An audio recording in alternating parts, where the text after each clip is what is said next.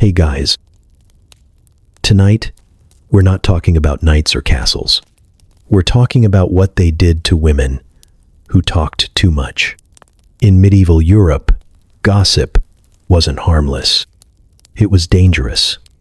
And if your words made the wrong man uncomfortable, they had ways to silence you. Iron masks, tongue spikes, public humiliation. This wasn't folklore. It was punishment designed to make sure you never spoke again. This is the brutal history of the scolding woman. And by the end of tonight, you'll never hear the word gossip the same way again. So, before you get too cozy, take a second to like the video and subscribe, but only if you genuinely enjoy this strange little corner of quiet storytelling. And drop a comment with where you're listening from and what time it is for you. It's strangely comforting to know who else is drifting off with us around the world. Now get comfortable, let the day melt away, and we'll drift back together into the quiet corners of the past. Congratulations. You have a tongue. You also have a problem. It's morning, somewhere in a damp corner of 14th century Europe, and you are a peasant woman waking up beside your husband, 2 children, and something that might be a dying goose or your cousin. Hard to say in the dark. Your mouth tastes like mildew, boiled cabbage, and regret. You open it to say, "Good morning," but your throat is too dry, and your lips stick together like bread dough left in the sun. Doesn't matter. You'll speak eventually. That's what they're waiting for. You stretch, just a little, and wince. Your back's gone again, probably from hauling barley sacks or your daughter's lice-infested hair across the village yesterday. You mumble something about the chill in the air, maybe a curse about the wind sneaking in through the cracks in the wall, and your husband grunts. He doesn't answer. You forgot. He's angry because you said something sharp about the miller's prices last week, and someone told someone who told him. The rumor spun itself into rope, and now you're wearing it like a scarf of suspicion. The truth is, you're always one comment away from becoming a story. In the village, they don't call it talking. They call it gossip. Doesn't matter what you said. Doesn't even matter if it's true. What matters is that you said it with your mouth, in your voice, and people listened. That's the problem. Men shout all day, at fields, at pigs, at each other. And it's called leadership. You murmur once in the wrong direction and suddenly you're a scold, a nag, a serpent with a silver tongue and a demon behind your eyes. Your neighbor Agnes got dragged to the magistrate last spring because she complained about the price of eggs. Said aloud, in front of 3 people and a chicken, that maybe the baker was cheating weights. They didn't weigh her tongue. They weighed her insolence. And they made her sit on the village stool, high up, arms bound, in front of a jeering crowd, while mud was flung at her skirts and God was invoked to purify her. You remember her crying, not because of the pain, because no one looked away, not even the priest. And you? You're not much better. You've told stories.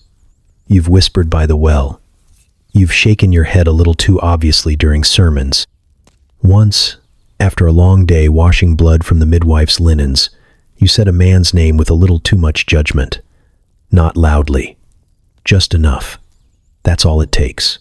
They say your tongue is long, that it flicks like a whip behind your teeth, that it needs discipline. You glance across the hut. Your daughter, still asleep, mouth open, dreaming of bread or something sweeter. You hope she never learns the silence you're forced to keep. You hope she forgets the words you mutter under your breath. You hope no one hears her sing too loudly or ask too many questions. But even now, as you kneel to stoke the morning fire, your mouth moves, reflexive, dangerous. You whisper about the rain. You grumble about the roof. You mutter that the landlord's son has eyes like a dead trout and hands like a curse. And just like that, you're marked again. You don't know it yet, but later today, a man will mention your name to another. Not cruelly, not loudly, just a casual remark about women who talk too much. He'll laugh, The other man will nod. They'll drink. They'll tell their wives. And the rope of rumor will tighten. Again, your mouth is a liability, not just in theory, but in the eyes of the church, the court, and the man, 3 huts down who thinks women shouldn't smile unless it's directed at a pig roast or Jesus. You don't need to curse, accuse, or spread wild tales to be dangerous. You only need to speak. And even that might be too much. You're not supposed to notice things. Not the bruises on Agnes's arms. Not the baker's son slipping out of the widow's house at midnight. Not the priest's new boots that look suspiciously like the tanner's missing pair. You're especially not supposed to mention any of it. But you did. Once. In passing. To another woman while picking nettles by the path. A nothing comment wrapped in a smile and a shrug, lost in the air like smoke. And somehow, 2 days later, the tanner confronted the priest. And then the priest whispered to the reeve. And then the reeve visited your husband, asked if you'd been acting strange, if you'd said anything disrespectful. You weren't punished, not officially, just watched. Watched like a dog that's bitten once and might again. Because in this world, a woman's words don't echo, they infect. Gossip isn't speech, it's a disease, and you're the carrier. Your complaints are considered sedition. Your questions, heresy. Your laughter, a threat to public order. A man can shout drunk nonsense in the street and be called colorful. A woman chuckling too long at the market gets labeled suspect. What was so funny? Was she mocking someone? Was it the priest? Was it God? They say the tongue of a woman is forked, like a serpent's, that it drips poison, that it stirs discontent. They teach you young. Cover your mouth when you laugh, lower your voice when you speak, and never ever correct a man. Silence is safety. Sound is risk. And if you're not silent enough, they have remedies. Tools. The bridle. The gag. The stool. The cart ride through town with a sign around your neck that reads, "Scold," in letters large enough to shame your grandchildren. They claim it's about harmony. That women's chatter leads to bickering, and bickering leads to division, and division lets the devil slip through the cracks in society like smoke under a door. So they frame it as salvation. Your punishment is their purification. But you know the truth. What they really fear isn't chatter. It's clarity. They fear the way your voice can cut through the fog of tradition, how it can name injustice aloud, how it can gather other women around it like dry straw to flame. Because once a woman speaks plainly, others might listen. And if they listen, they might agree. And if they agree, God help them, they might act. So you bite your tongue, often. You nod at sermons that make your teeth grind. You smile through comments that shrink you to a vessel, a womb with feet. You laugh softly, politely, even when nothing is funny. You rehearse silence like a prayer, because every word that escapes your mouth is weighed like gold, or worse, like sin. And yet, sometimes, you still speak. You tell your neighbor her stew smells good. You whisper stories to your child in the dark, so she dreams of more than dirt and duty. You murmur comfort to a crying friend, knowing full well someone might overhear and twist it into slander. And still, you speak. You keep speaking. Because even though your mouth is a liability, your silence is a sentence. And you haven't earned the right to die unheard. It starts before you know what a whisper is. You're a girl, maybe 5, maybe 6, with dirt on your hem and twigs tangled in your hair. You don't know much yet, just that bread tastes better when it's warm, and that the older boys throw rocks harder when you run. But you learn one lesson early, and you learn it hard. Little girls should be seen, not heard, especially not in church, or in the company of men, or when your questions start with why. Why do we kneel? Why can't she read? Why does the reeve's wife cry behind the bread stall? No one answers. They just shush you. Not kindly, not like a lullaby. It's the sharp kind, the kind that sounds like a threat wrapped in sugar. Shh, girl, that's not your place. That's not your concern. That's not your story to tell. You watch the way grown women shape their mouths, the way they purse their lips when the priest walks past, the way they lean in close to each other behind chicken coops and whisper through their teeth like they're praying sideways. You don't know what they're saying, but you know it's important, because it gets quiet whenever a man gets near, and you try to copy it. At first, it's harmless. You tell your sister the miller has a funny walk. You tell your friend that the midwife smells like pigs. You make up stories about the widow's cat being a demon in disguise. You think it's play. But your mother hears, and suddenly your ear is yanked, your mouth smacked, and your body dragged to the priest for confession. Because what you said wasn't funny. It was gossip. And gossip, they say, is a sin that clings to your soul like soot, a black mark you can't scrub off, no matter how many prayers you mutter or chores you complete. So they watch you. Not just your parents, everyone. The baker, the blacksmith's wife, the old woman who guards the well like it's made of gold and secrets. They remember what you say. They hold it like rope. One day it will be used to bind you. Your name gets added to the list. Not a real one. Not one you can see or touch. But it exists. Passed from mouths to ears and back again. A ledger of girls who talk too much, laugh too loudly, speak out of turn. The kind who have something about them. Too curious, too bold, too mouthy. And once you're on it, you stay on it.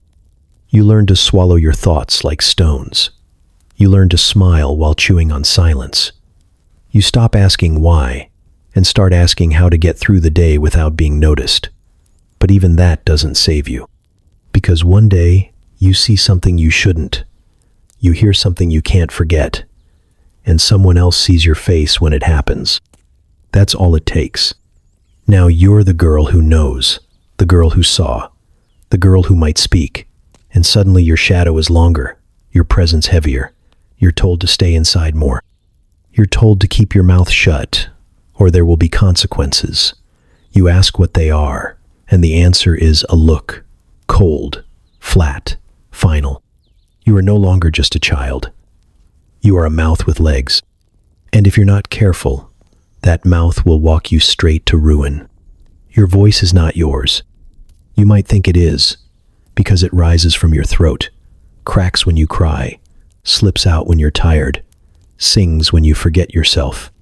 But here, in this century stitched together by men's laws and God's punishments, your voice is a borrowed tool, one that can be taken back at any time, for any reason.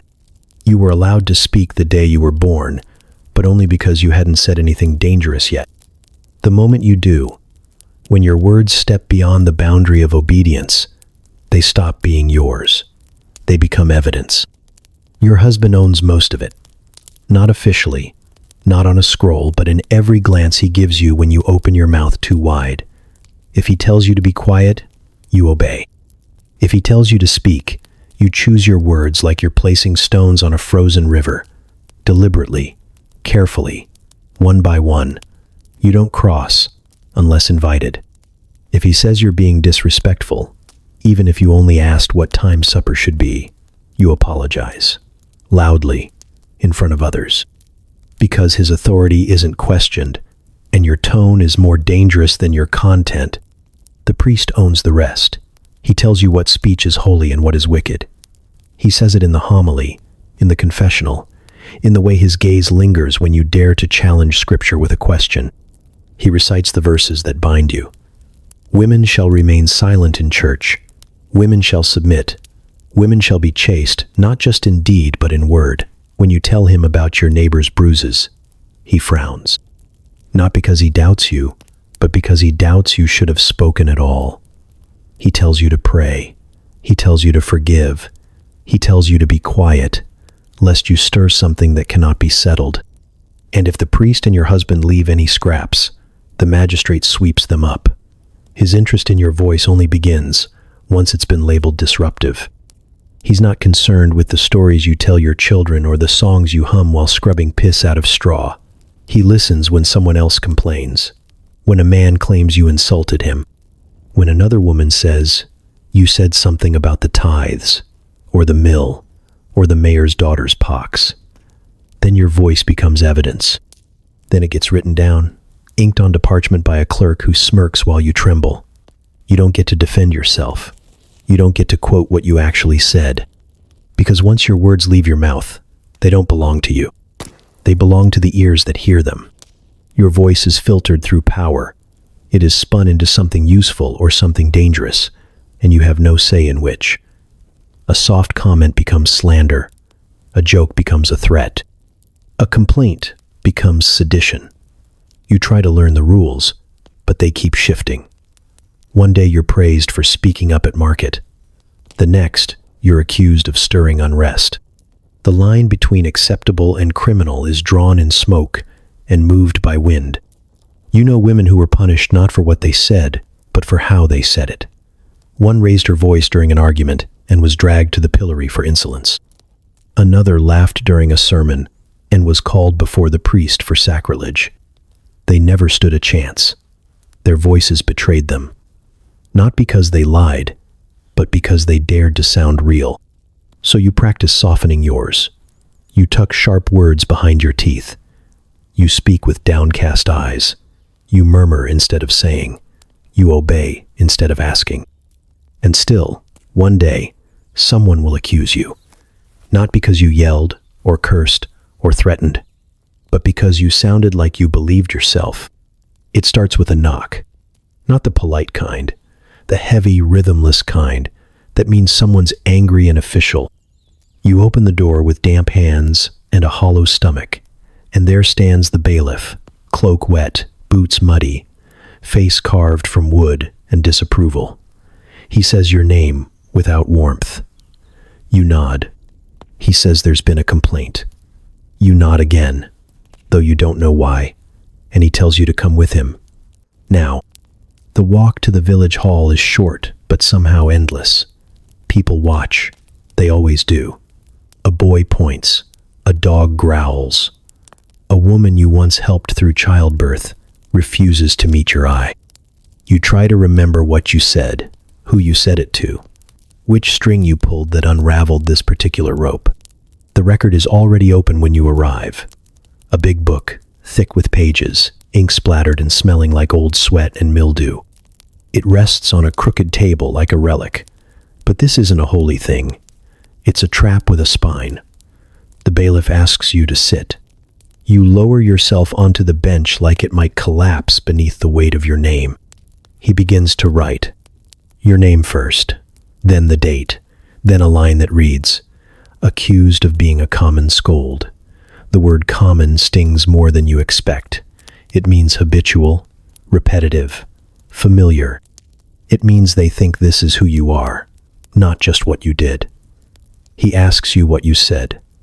You hesitate. He reminds you this is your only chance to speak clearly, which is funny, since that's exactly why you're here. You tell him you only made a comment. Something about the tides going up again. Something about how the miller's scale seems to lean in his favor. Something about how the mayor's niece. Well, never mind. You smile, lightly, the way you've practiced, and say you were merely speaking amongst neighbors. He nods, then writes, "She did maliciously and willfully slander men of standing with vulgar speech, seeking to sow discord among decent folk." You flinch. You didn't say any of that. Not like that. Not with malice.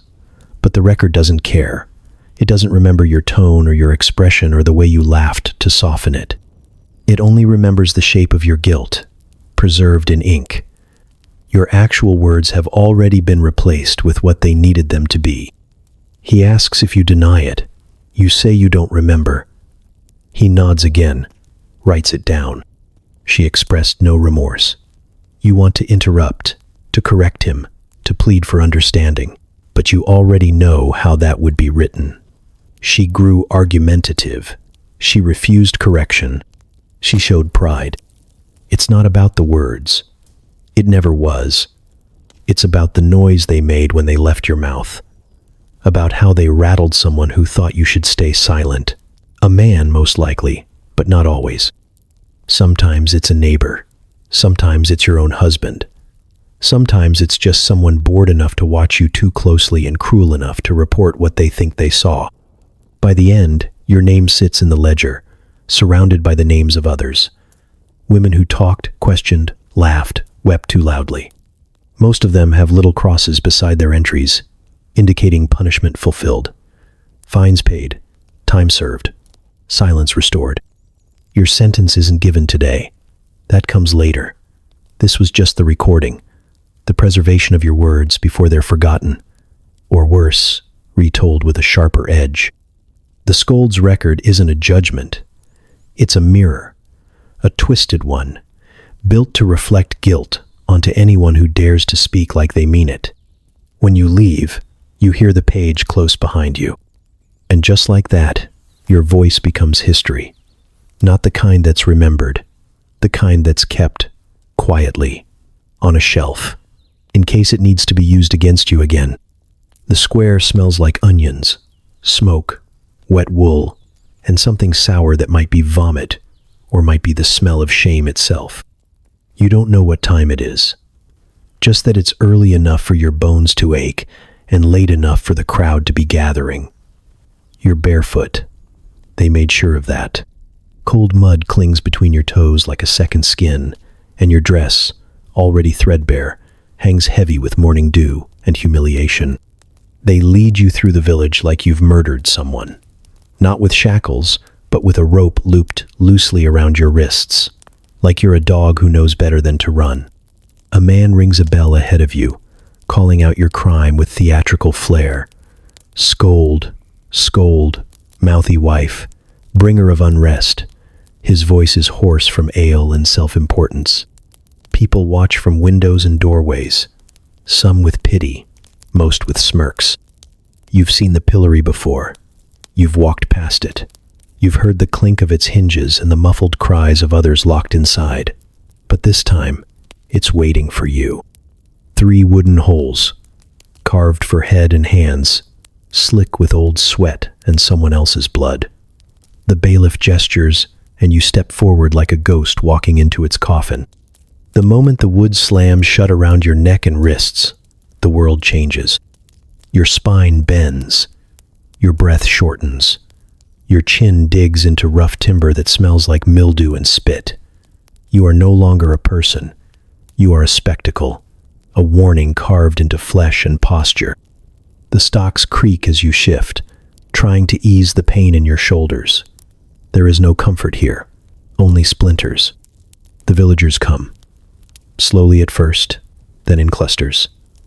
Some pretend not to stare, others don't bother. Children laugh. One throws a lump of stale bread that bounces off your arm and falls into the mud. A dog eats it. The baker's apprentice sneers and mutters something about women learning their place. You want to say something back, anything sharp enough to sting. But the wood presses your jaw shut, and your tongue dries into silence. You thought punishment would be loud, that it would come with whips, or fire, or iron, but it's quiet. The kind of quiet that hums beneath laughter and feels louder than screams. Your shame is the entertainment for the day. Housewives stop to point. Old men nod approvingly. The priest strolls past and pretends not to notice, which is his favorite way of noticing everything. No one tells you how long you'll be here. That's part of the torment. It could be hours. Could be until sunset. Could be until your bladder gives up and your legs give out and you soil yourself in front of the people who used to smile at you in passing. You try to disappear inside your skin. You fail. What you said wasn't even outrageous. A comment about the Reeves sister taking more than her share of wool. A joke about the cooper's wife and her devoted pilgrimages to the stable boy. Harmless words, said in a moment of frustration or mischief or boredom, but spoken by you, a woman without title, power, or protection, They were dangerous. Not because they were false, but because they were heard. This is what they do to women who speak too freely. Not burn them, not yet. First, they must be broken in front of their neighbors. Bent, not just in body, but in will. Because a bent woman walks softer. She watches her mouth. She teaches her daughters to whisper instead of laugh. The sun moves. Your neck cramps. Someone throws another lump of something sticky. You don't flinch. You won't give them the pleasure. But later, when it's over, and the wood opens, and you're helped down with hands that only pretend to be gentle, your face will burn hotter than any fire. Not from pain. From the knowledge that your silence was never protection. It was just the beginning of your punishment. They don't call it torture. That would make it sound barbaric. They call it correction. A firm but necessary lesson. A method of reformation, not vengeance. A kindness, really. If you ask the man who ordered it, and the clerk who wrote it down in the town ledger with ink so black it looked like judgment, "You're not a criminal," they say. "You're just too loud, too proud, too unwilling to let silence settle where it belongs. This is for your own good." The chair waits in the center of the room, like it has been waiting for you your entire life. Carved from oak, darkened with age, its arms and back bloom with iron studs and dull spikes. They're not sharpened like knives, just pointed enough to break the skin if you breathe wrong. Enough to bruise the guilt into your spine and thighs. You've never seen it before, but you've heard about it. Everyone has. In whispers, behind closed doors, spoken like a ghost story told by women who never laugh anymore. They bring you in through the side door. Not because you're special, because they don't want to give the others the satisfaction yet. Your hands are bound, but it's unnecessary. No one fights this far into the punishment. By now, the fear has already done its job. You try to keep your face still. You don't want them to see the way your legs shake, or how your breath stutters. But the magistrate sees. He always sees. They ask if you'll repent first. You don't answer. You want to. You want to scream. You want to spit every word you've ever said into the faces of the men who sit there pretending to be gods in fur-lined robes. But your mouth is dry, and your voice is cracked, and your tongue has already been declared guilty, so you say nothing. They take that as a yes. You are lowered onto the chair like a child into bathwater. Slowly, steadily, without affection. The moment your weight settles, you understand. The spikes don't stab. They push. They press into muscle and skin and memory. 1,000 little judgments blooming across your body all at once. You try to shift, and the pain responds instantly. The harder you move, the deeper they press. Stillness is survival. But stillness is impossible. Your wrists are tied to the arms, your ankles to the legs. The straps dig in, leather stiff with use, and the dried sweat of those who came before you. You wonder who they were, what they said, if they deserved it. If you do, the bailiff reads your offenses aloud, like a sermon. She did speak falsely of the priest's conduct. She did accuse her neighbor of dishonor. She did sow discontent among the women at market, with impious talk. He doesn't look at you as he says it. No one does. You're not a woman anymore. You're a warning. You sit. For an hour, maybe 2. Time stretches thin and sour. Every twitch, every swallow, every breath becomes a negotiation. Blood pools where skin breaks. Your legs throb. Your shoulders ache. You learn that pain doesn't scream. It hums. A low, constant noise beneath your ribs, growing louder with each moment you remain alive. When they finally untie you, your body doesn't move right. It remembers the chair before it remembers your name. You collapse forward onto the floor, and no one helps you up. The magistrate tells you to reflect, to seek silence, to be better. The next day, no one speaks of it, but everyone knows. The bruise beneath your dress says enough. Your limp becomes a lesson. Your silence becomes proof that the punishment worked. But inside your mouth, behind cracked lips and bitten cheeks, your tongue still moves, planning the next word, waiting, plotting its return. They say it's not supposed to hurt, that it's not torture, just a deterrent, a gentle correction, a civil solution to a noisy problem. That's what the magistrate calls you, by the way. The problem. Not a woman. Not a mother. Just an inconvenience with a mouth that opens too often and too wide. You would laugh at the irony if your jaw didn't already ache from clenching it all morning in anticipation of what's coming. The scold's bridle doesn't look like much at first. A tangle of rusted metal loops and hinges, it lies on the table like a butcher's forgotten trap. But as they lift it toward you, the shape becomes clear. A mask. Not for hiding, but for silencing. It was built not with beauty in mind, but control. Iron that will wrap around your skull like a crown made of contempt. They make you kneel while the blacksmith straps it on. Not because it's required, but because humiliation tastes better when served with posture. You flinch as the metal touches your skin, cold as river stones, rough from age, and scented faintly of rust, old breath, and other women. He tightens the straps behind your head until your scalp pulls tight against your skull. Then, with a practiced hand, he pushes the final piece upward. The tongue spike. You feel it the moment it enters your mouth. Not a sharp blade, but a blunt iron tongue, curved and cruel, resting beneath your own. It doesn't pierce. Not yet. It waits, positioned perfectly so that any word, any sound, any accidental hum will drive the metal upward into soft flesh. Your body learns the lesson faster than your mind. The instinct to speak, natural, reflexive, human, becomes a threat. You try to breathe through your nose, try to stay still, but the pressure is maddening. Saliva pools behind your lips. You can't swallow without pain. You can't cough. You can't cry. Your mouth is a prison, and the warden is welded to your teeth. They don't stop there. Of course not. They parade you through town. Your feet shuffle along the muddy road while people gather. Children point. Men chuckle. Women avert their eyes, not out of sympathy, but fear. They know how easily your mask could become theirs. Some of them have already worn it. Others just haven't been caught yet.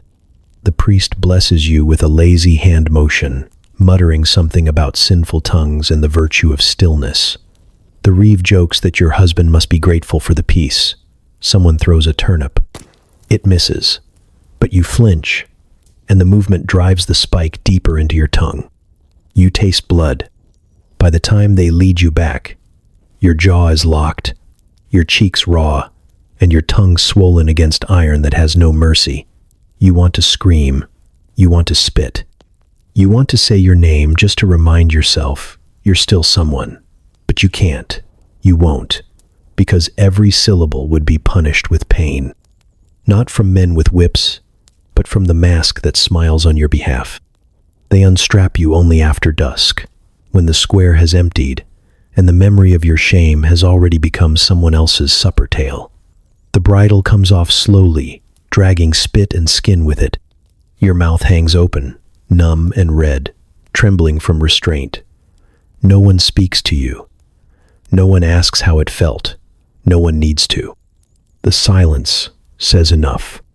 Later, you will dream of it, of metal in your mouth, of the weight of it on your skull, of trying to scream and choking instead. You'll wake with your hand at your throat, tasting rust and fear. And in the dark, you'll wonder if it's better to say nothing forever than to wear that grin again. Let's talk about the spike, because no one else will. Not the priest who blessed it, not the magistrate who ordered it, not the man who forged it with hands that smell of soot and ale. They talk about order, about decency, about how a woman's voice can corrupt a village faster than plague. But no one talks about what it actually feels like to have a piece of rusted iron jammed beneath your tongue, pressed so close to flesh that it hums with every heartbeat. You don't even see it coming. They strap the mask on in parts: chin clamp, cheek plates, brow bar, and then the gag itself. You're bracing for the cold metal, the weight, maybe even the shame of being paraded through the street like a misbehaving hound. But nothing prepares you for the moment they slide that small, brutal tongue upward into your mouth and lock it in place. It rests against your own like a secret, a dead thing, heavy, too wide to ignore, too solid to move around. You think maybe you can manage. You think if you stay still and don't talk, it'll just sit there like a stone. Then you try to swallow. The spike shifts, not with violence but with purpose. It jabs the soft bottom of your tongue, then presses upward into the roof of your mouth. You jerk involuntarily, which only drives it deeper. A metallic taste blossoms. Not just iron from the device, but blood, your own, slow and coppery and shameful. Every instinct becomes a betrayal. You can't hum, you can't cough, you can't suck in air when the panic builds. Your own mouth becomes the battlefield, and every movement invites another wound. Your tongue tries to curl away from it, tries to flatten itself, hide in the corner of your mouth like a mouse avoiding a trap. But the spike waits, unmoving, unforgiving. You don't dare speak. You don't even think about words, because the moment you do, when the shape of a syllable curls behind your teeth, the spike reminds you. It punishes thought. It punishes sound. It punishes the very nerve that once made you bold enough to laugh too loud in public. The pain isn't sharp. Not exactly. It's slow, dull. The kind that sinks in and stays. The kind that leaves a wound long after the source is gone. A spike doesn't need to cut deep to ruin you. It only needs to be present, constant, inescapable. You drool. That's the part they don't mention either.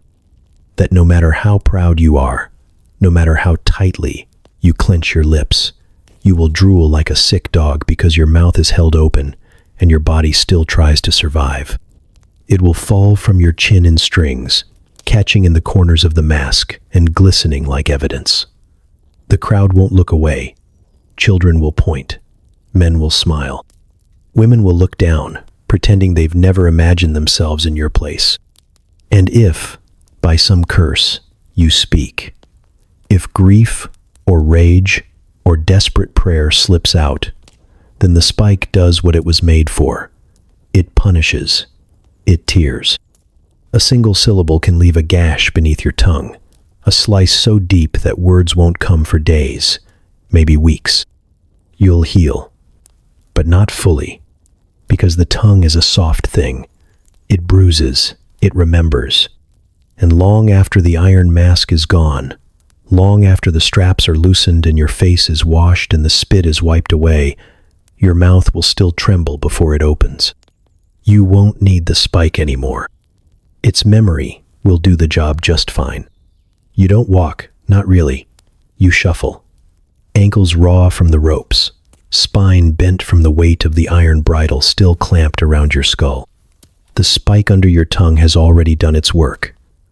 Your mouth is a pit of torn skin and swelling, every breath shallow and slick with blood. You can't swallow. You can't speak. You can't even cry without the taste of metal flooding your throat. They made you kneel while they attached the rope to your waist, just tight enough to force you forward, just loose enough to make it feel like you're walking of your own accord. It's a trick, a cruel pantomime of dignity. The man leading you rings a bell with one hand and holds the rope with the other, calling out your crime like a street vendor hawking fish. Scold, scold, disruptor of peace, spreader of lies. The words ring louder than the bell. The villagers don't need convincing. They're already gathering. The sound of your humiliation draws them the way blood draws flies. Some peek from windows. Others lean against door frames with mugs in hand, content to let your pain ferment into entertainment. A few follow the procession. Children mostly, and the kind of men who laugh when pigs squeal too loud at slaughter. They jeer. They mimic your gagged face. One boy throws a clump of wet earth at your feet and howls with laughter when you flinch. Your body betrays you at every step. The iron mask shifts with each jolt of motion, driving the spike further into your tongue if you misstep. Saliva runs freely now, mingling with the blood, dripping from your chin in long, glistening ropes that patter onto the dirt road like rain. You try to wipe it away with your shoulder, but the bindings around your wrists hold your hands still at your sides. Dignity is no longer on the table. Survival is. They make sure you pass the places that matter. The church, where the priest nods solemnly as you pass like you're part of the sermon. The market, where women lower their eyes and clutch their baskets tighter. The well, where other wives gather and murmur soft things that might be sympathy or warnings to themselves. And always the children, running beside you, mocking you, free to say anything they want because their tongues are still considered innocent. The worst part isn't the pain, not the ache in your knees or the spike's slow carving, not even the sting of mud in your eyes. The worst part is the silence, yours, forced, unnatural. As the world fills with noise, bells, laughter, murmurs, sermons, you say nothing. You can't. You are voiceless, in the middle of your own damnation. You've become a symbol, a walking lesson. You pass a woman you once helped through childbirth. She doesn't look at you. You pass the baker who once offered you the burnt loaves for half price. He smirks and mutters something under his breath. You pass your husband. He doesn't speak. He doesn't blink. He just turns away. The path winds back to the square, where the stocks once held your wrists and the chair once held your body. You're not tied down now, but that doesn't make you free. You stand there, roped and gagged, dripping and broken, while the magistrate delivers a final sermon on the dangers of unruly women and the blessings of quiet wives. He gestures to you like a butcher presenting meat. And then it ends. The rope is unknotted. The mask is unlatched. Your mouth opens just wide enough to taste the air before you collapse to your knees and spit blood into the dirt. No one helps you up. No one says your name. You are not a person anymore. You are a warning that walks. Her name was Ellen, though no one says it now. Not out loud, at least. Maybe in mutters. Maybe in the pause before someone spits. Maybe in the way old women glance sideways at the road by the pigsty, where the dung cart once stopped and left its mark in the mud. She had bright eyes and a louder laugh than was considered appropriate for a woman with no husband and 2 good legs. That's what they said. That she walked too freely and spoke too easily. But it wasn't her walking or her speaking that condemned her. It was the laugh. They said it happened during the festival. Spring, maybe. When the market filled with pilgrims and drink and sweaty coin, and everyone forgot themselves for a few hours. The priest gave a sermon, standing high on the church steps, with his voice soaked in wine and pride. Something about obedience, something about women, and silence, and Eve, with her apple. He waved his arms like thunder, and declared that the Lord speaks through men. And Ellen laughed. Not a giggle, not a cough, disguised as politeness. A full-throated, shoulder-shaking, mouth-wide laugh. The kind that rolls from the belly like heat. The kind that draws eyes. The kind that makes other women swallow theirs like poison. She didn't mean to, maybe. Or maybe she did. Either way, the sound cut through the air like a knife. And in that moment, she was no longer a person. She was a challenge. They seized her that night. Not with ceremony. No, this wasn't an arrest. It was a correction. A priest and 2 constables with soft hands and sour breath. They dragged her from her home, barefoot and yelling, and threw her into the dirt behind the tavern. The bailiff read her charge from a torn parchment. Blasphemy, insolence, unrepentant mockery of God's anointed. No one defended her. Not even the boy she gave bread to when he was feverish last winter. They beat her first. Not to silence her, She wasn't speaking, but to remind her what pain feels like when it comes from law and not life. They didn't break bones. That would have made her pitiable. Just enough to bruise, to darken her skin in colors that lasted longer than memory. Then came the branding, a simple M, scorched into the flesh above her collarbone. M for mocker. It sizzled.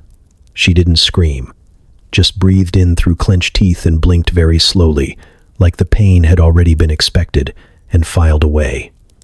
They tied her to the dung cart the next morning. Arms bound behind her, hair tangled in knots, blood dried at her lips. They didn't bother gagging her. She wasn't laughing anymore. The cart was for show, for shame. They paraded her through the village as the pigs squealed and the crows took flight. The wheels creaked like judgment. Children ran alongside it, pretending she was a monster. One boy threw a stone. It struck her cheek. She didn't flinch. The priest walked ahead of the cart and read scripture over her shoulder in a voice that sounded proud, not pious. By midday, the procession ended where the waste was piled. They left her there, tied and filthy, for the flies to sermonize. Someone loosened the ropes before nightfall. No one saw who. But when dawn came, Ellen was gone. She didn't return. No one ever saw her body. But the story became scripture. Mothers used her name like a curse. Girls were told to smile, but not laugh. Not like that. Not like Ellen. Even now, decades later, someone still scratches the letter M into the corner of a wooden bench, and no one dares sit there. Because when a woman laughs too loud, they don't hear joy. They hear defiance. And they answer it with fire. They cheer when you stumble, not with hesitation, not with shame, with open mouths and clapping hands, as though your punishment were a game, a performance, a feast served fresh in the village square. You're gagged, bound, dripping in spit and sweat, and still, somehow, they find delight in the spectacle of you. A woman made small, a woman made quiet, a woman made an example. The boys are the worst, not because they're crueler than the men, but because they're still learning. And what they're learning is this: a loud woman is a toy until she becomes a threat, and when she does, the world will applaud when she's broken. One of them spits. Another mimics your walk, arms tied behind his back, chin jutting forward in exaggerated mockery. The adults laugh. No one tells them to stop. A merchant tosses a rotten pear at your feet. He used to greet you at market. Today, he grins as if he's finally seen your true shape beneath the skirts in courtesy. He's not angry. None of them are. This isn't justice forged in fury. It's entertainment curated by tradition. The blacksmith howls with laughter when you trip on the rope that binds your ankles. His wife doesn't laugh, but she doesn't look away either. She stares just over your head, jaw clenched, eyes unreadable. You wonder if she's remembering the time she asked for a moment's rest during a church fast and was told that weakness was woman's curse. Or maybe she's just counting how many words she's allowed per day before her own bridal arrives. And then there's the priest. He doesn't smile. He doesn't jeer. He watches from the steps of the chapel with the solemn satisfaction of a man who thinks cruelty tastes holy when wrapped in ritual. He nods as you pass. Once, as if to say, "This is good, this is right, this is mercy." He folds his hands over his belly and blesses your silence, not you, your silence. It's the silence that makes them comfortable. Because a woman screaming is still a creature of will, but a woman gagged, bowed, half walking beneath the weight of public punishment, she's something else. She's proof that the system works, that the men were right, that the balance of the world has been restored. They don't need you to suffer quietly. They need you to suffer visibly. They say it's about peace, that the scold disrupts harmony, poisons wells with words, breaks homes with her laughter and questions and warnings. But the truth is simpler. What they call peace is really obedience, and what they call justice is the theater of control. They don't punish you because you're wrong. They punish you because you make noise they don't own. So they cheer. Not because they hate you, because they need to believe that a mouth like yours deserves to be closed. Because if your punishment is just, then their power is too. They watch your humiliation the way they'd watch a pig, slaughtered, grimly fascinated, half-hungry, wholly justified. Some pretend pity, but it's the kind that says, she should have known better. You did know. You just spoke anyway. And now, with iron at your teeth and blood at your chin, they finally get what they came for. Not your pain, not your lesson. Your silence. And they applaud. They say it almost never happened. That tongue removal was a myth, an exaggeration whispered to frighten daughters into quiet obedience, a relic of a crueler time, a punishment too grotesque for good Christian villages like yours. But deep down, everyone knows it wasn't myth. It was just rare, reserved for the impossible cases. The women who would not break, who would not bow, who dared to speak again after already being made examples. Or worse, noble women. The ones with names that carried weight, with husbands who commanded soldiers, with fathers who once dined beside bishops. A peasant woman could be whipped. A merchant's wife might be bridled. But a baron's daughter who mocked the priest's sermon in front of the congregation, she couldn't be flogged like common livestock. So they went inside her mouth. The records are careful. They never write it plainly. Instead, they use phrases like correction of the oral faculties or removal of the offending member. But the stories survive, tucked into corners of hearthside conversations, shared with warnings.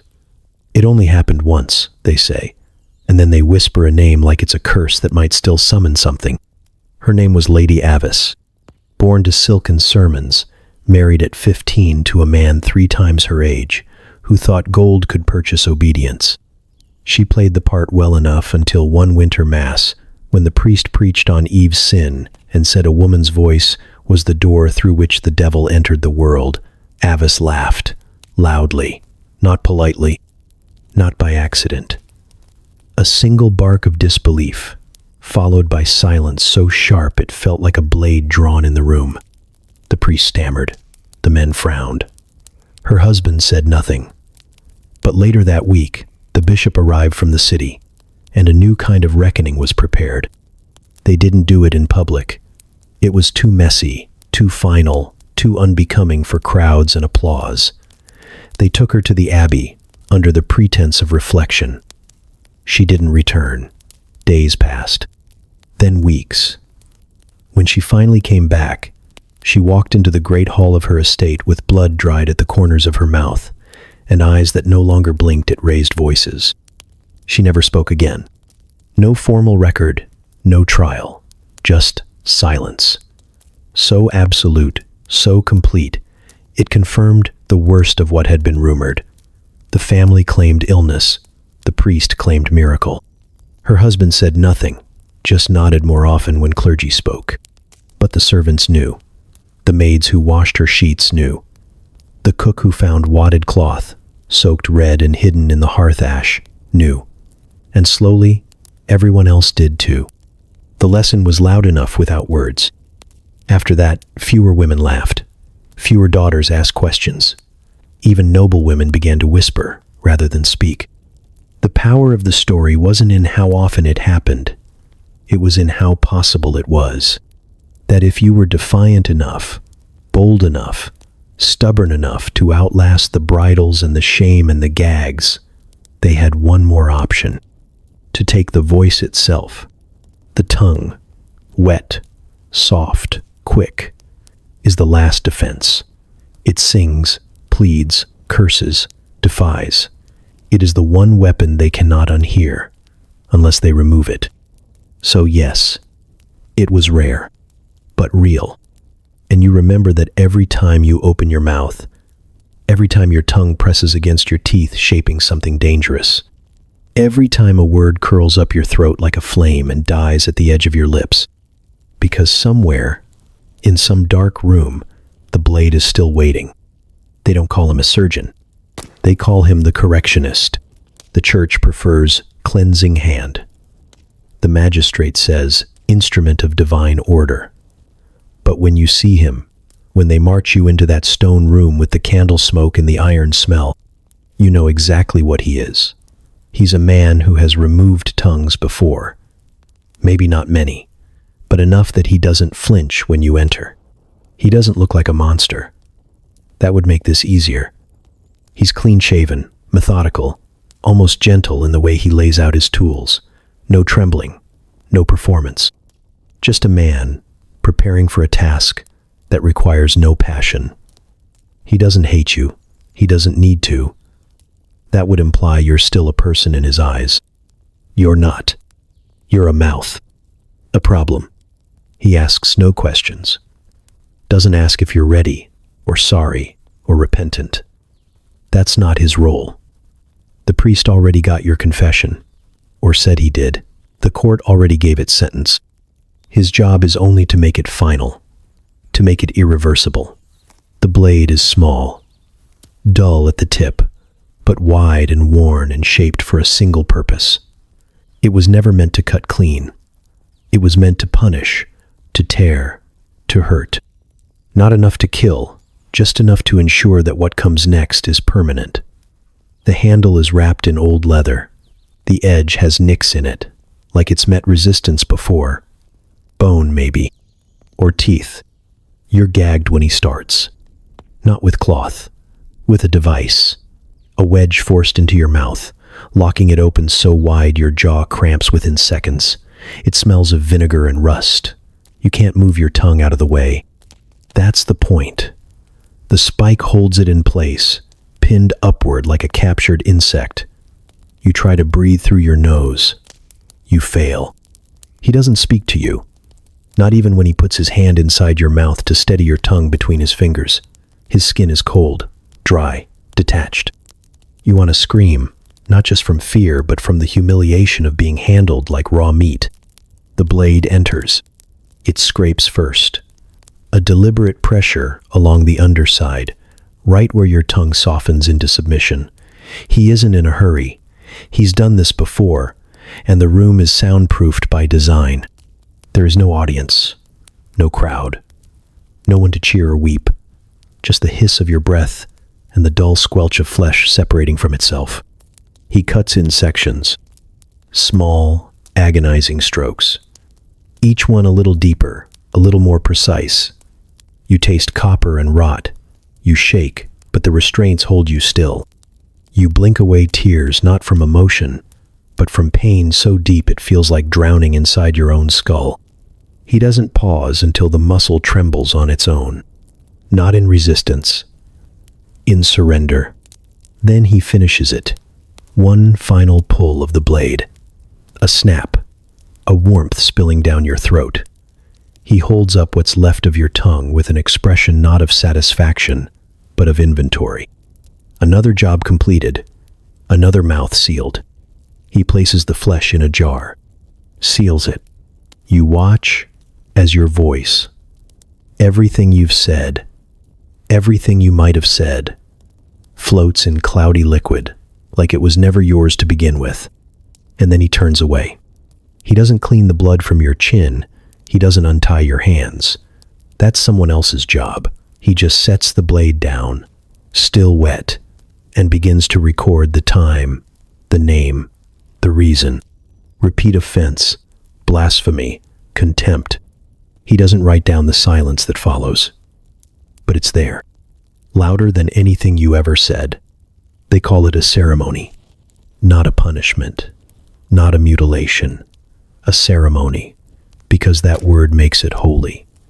Because if it's holy, then they can pretend it's not cruelty, just discipline with candles, just penance with robes and incense, and scripture echoing off cold stone walls.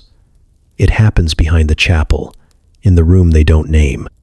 You're led there at dawn, still barefoot, still gagged, still trembling from the day before. No one speaks to you. Not the guards who drag you by the elbows, not the priest who greets you with a nod that feels like a verdict. The only sound is the door groaning open and your feet slapping against the wet stone floor. Your blood is already dried beneath your nails from the last attempt to pull free. Your jaw still aches from the bridle that held your tongue silent for 3 days straight. Now, it will be held open again, but not for silence. For removal. The mouth is propped with a wooden wedge, crude and soaked from the last time it was used. It stretches you wider than feels human. Your jaw clicks, then locks. A strap around your forehead keeps you from shaking. Another pins your shoulders to the chair. The spike is pressed up under your tongue, flattening it to the roof of your mouth like meat nailed to wood. You cannot move. The room is filled with men, the priest, the bailiff, the correctionist, a few others who don't speak, but watch. Their silence doesn't feel reverent. It feels hungry. The priest begins to pray. Not for you. For order. For justice. For the souls of women who turn their words into weapons and refuse to repent. The words wash over you in Latin, and for a moment, you feel like you're floating, half present, half forgotten, a body with no center. Until the correctionist steps forward with the blade. It's small, no bigger than your finger. Dull, not by accident, but by design. They ask you to confess. You try, not because you believe it will save you, but because you need them to know you're still there, still human. But your tongue is pinned. The only sound that comes is a garbled whimper and a choking gurgle as spit floods your throat. The priest leans in, pretending to listen, then nods to the surgeon. He doesn't hesitate. The first cut is shallow, a test. It slices just beneath the surface, enough to draw blood, enough to make you flinch. The second goes deeper. You scream, but the sound is ruined, forced backward, through the gap where your tongue used to rise.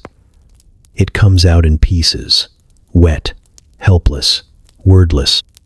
And still, they continue. The blade scrapes flesh from flesh. It doesn't cleave. It saws. The pain is not sharp but constant, crawling up your spine, blooming behind your eyes. You thrash as much as you can, which isn't much at all. Your body is bound. Your mouth is claimed. You are an altar. And this is your offering. Your tongue spasms. You can feel it trying to hide, to retreat, to curl in on itself. It can't. The spike holds it still. The blade lifts, then presses down once more. And then it happens. A final pull. A sound like tearing cloth. And suddenly the weight in your mouth is gone. But so is your voice. You gag. You choke. You taste yourself. Iron and salt and silence. The priest says something about cleansing. The others file out. The jar is sealed. Your head sags forward, still strapped in place. You are crying, but you don't realize it until you feel the warmth against your collarbone. There is no closing statement, no declaration of redemption, just footsteps. And behind them, the soft drip of your blood onto stone. The ceremony is over. And you have been made quiet forever. You wake in a bed that isn't yours. Straw, mostly. A sheet soaked through. Someone has folded a rag beneath your chin to catch the drool that leaks out slowly, endlessly. As if your body can't quite believe it still exists. Your mouth tastes of rust and rot. You can't close it. Your tongue, what's left of it, lies heavy and useless. A wounded animal curled up to die. Your first breath feels like drowning. The wound pulses with every heartbeat, throat swollen, jaw stiff, no voice rises. You try to hum, just to prove you're alive, but the sound dies before it begins. All you can manage is a rasp, wet and pathetic, as if your body is trying to remember how to be heard. It can't. You are a mouth without language. You drool constantly. Your chin is slick, your neck damp, your pillow stained in slow circles of saliva and blood. When the maid comes to check on you, she flinches, not out of cruelty, out of pity, or maybe fear. You look up at her, eyes wide, begging for some word of what day it is. Who knows you're here, whether it's over. She gives you broth and says nothing. Your mouth opens, spills more fluid, and still, no words come out. They don't visit. Not the priest, not the magistrate, not your husband if you had one. You don't know who brought you here or how long you've slept. You are left with your pain and your silence, and the flicker of memory that burns behind your eyelids like fire, the bridle, the spike, the blade, the jar. You live, but you are not whole. You try to sit up. You collapse. Your limbs obey, but the rest of you resists. The world is too loud now, full of voices you can't join. Footsteps, doors, laughter in the distance. All of it happens without you. The world hums on, and you have been cut out of its song. You're not forgotten, though. That would be mercy. Instead, they remember you too well. When you shuffle into the sunlight days later, face pale and mouth slack, they turn to look. They nudge each other, whisper things. Not loud enough to hear, but loud enough to know. They don't mock you openly. Not like before. They don't have to. Your silence does the mocking for them. Children stare. Women glance away. Men look at you with something close to satisfaction, like the system has worked, and the mouth that once rattled with complaint and wit and warnings has been finally, mercifully shut. They still blame you. For the shame. For the fuss. For forcing their hand. You should have stopped, they say. You should have learned. The first time. As if learning had ever been the problem. You want to scream, to tell them what it's like to choke on your own body, to lie awake every night with a phantom tongue trying to form words you can no longer shape. But nothing comes. No words. Just spit. Just air. And blame. You are not dangerous anymore. You are not loud. You are not bold. You are a reminder. That's what they made you. A walking warning wrapped in skirts and silence. You pass through the square, and they make way, not out of respect, but because no one wants to touch what's been marked by the blade. They say you lived, but what they mean is you didn't die fast enough. It's written in ink, so you know it's real. Not stories passed over bread or warnings whispered through chimney smoke. Actual court records, names, dates, sentences, neatly scrawled on parchment, with loops and flourishes that make the cruelty look elegant. The scribe took his time. No blotches, no hesitations, just a steady hand dragging truth into permanence. You don't expect to see yourself there, but you do. Not your name, not exactly, but someone close enough. A woman who said the priest drank too much wine. Another who said the bailiff's wife wept too often to be happy. A third who asked, only asked, why the bishop never visited the poor side of town. Each accusation recorded with the same grave formality as a murder. Charge, disturbing the peace. Penalty, bridal, stocks, public repentance.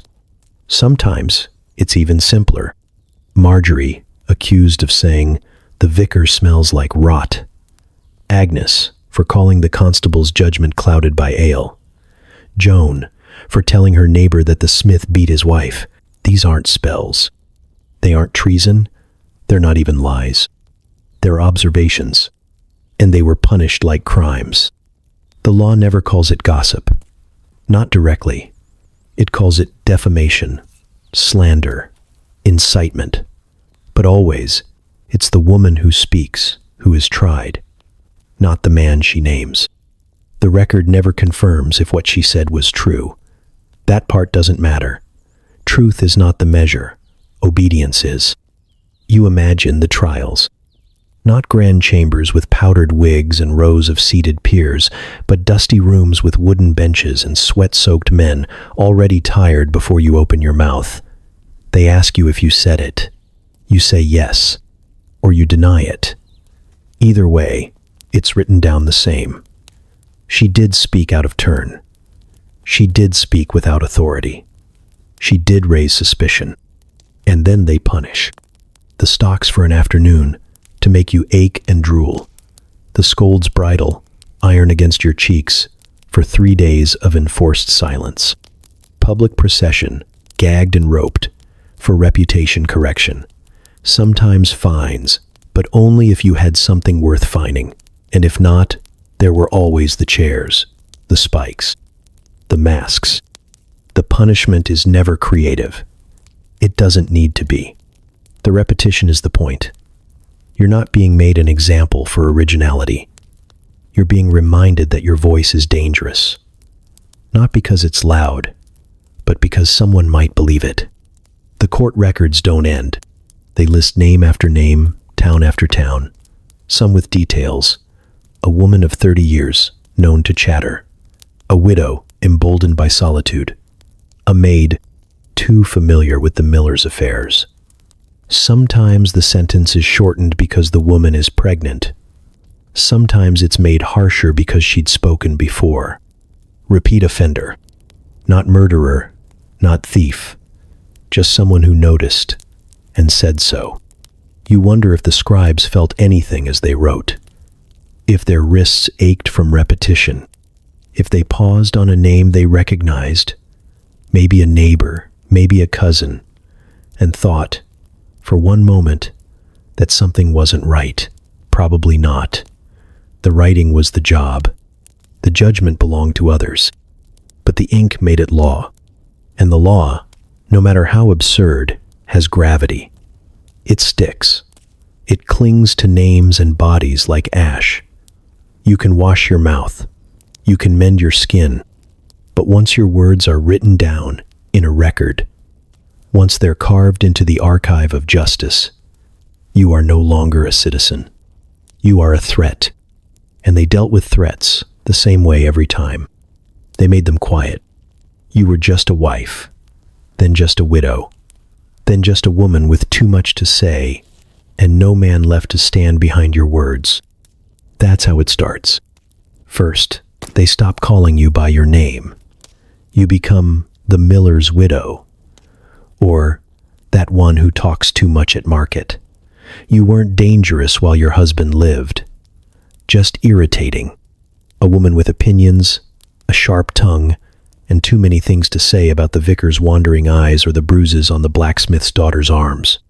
But when your husband died, your voice stopped being inconvenient. It became threatening, because a woman alone is a woman with no leash, and a woman with no leash is a woman with too much power. They don't call it gossip anymore. They call it suspicion. They say you know too much about herbs, that you don't cry enough in church, that your cat never leaves your doorstep, that the cow fell ill after you scolded the butcher's wife, that the baby was born crooked because you muttered something under your breath the night before. You remember speaking but not the words. It doesn't matter. The accusation is already planted. It spreads like rot through wet straw, whispers over bread, a glance that lingers too long, a refusal to meet your eyes. Then one morning they don't say hello. That's how you know. You've gone from woman to warning. The word witch is never shouted first. It's dropped quietly, like a stone into a deep well. Then the priest says your soul needs examining. Then the bailiff says there's been talk. Then the midwife who once called you sister won't touch your arm. By the time they knock on your door, you've already packed a bag you'll never get to carry. They bring you to the river. Not because it's holy, because it's convenient.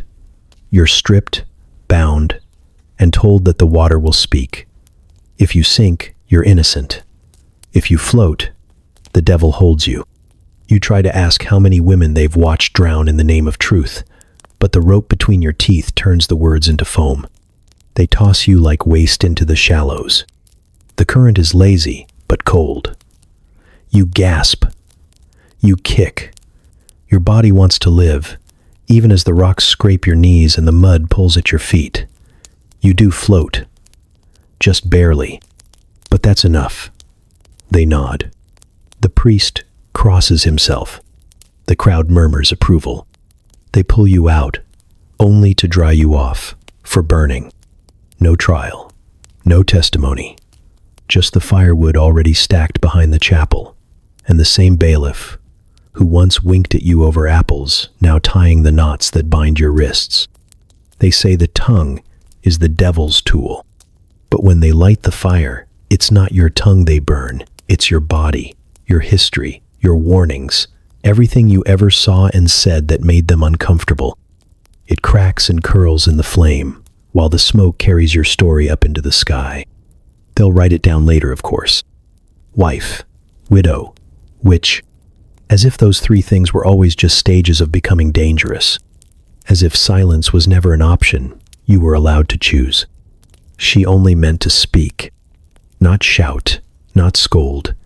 Just stand up in the hall and explain, calmly, that the land beyond the alder tree had always belonged to your family, that your father plowed it with his bare hands before your sister was even born, that your mother birthed 2 children on its edge and buried one beneath the stones when the fever came, that it was yours, and that the nobleman's sudden claim of ownership, penned in ink and sealed in wax, was a lie too bold to be swallowed in silence. But silence was what they expected, especially from her. She was unmarried, outspoken, uninvited, to most tables where decisions were made. But that day she stood anyway, straight-backed, clear-voiced. And she named the truth aloud, right there before the steward and the bailiff and the nobleman whose boots had never touched the soil he claimed to own. It wasn't rage that followed. It was cold protocol. The nobleman said she'd accused him falsely, that to question a titled man's word was slander, that to do so, as a woman, one with no husband, no parchment, no land deed of her own, was an act of contempt against God's ordained order. The sentence came quickly. She would not be hanged. That would make a martyr. She would not be gagged. That would suggest the problem was temporary. No, her tongue would be burned, not removed. That might provoke too much sympathy.